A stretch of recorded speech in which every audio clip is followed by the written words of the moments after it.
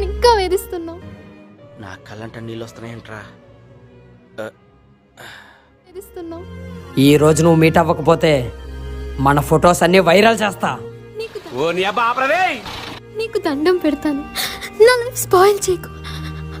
వస్తాను.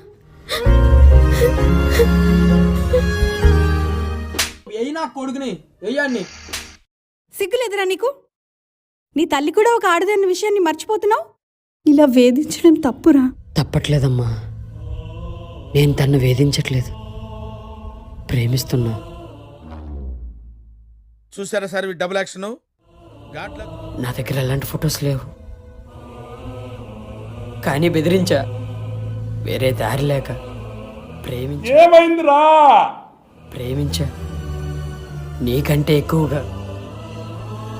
తనకు దూరం అయ్యే కొద్దీ ఇది భారం అవుతుంది.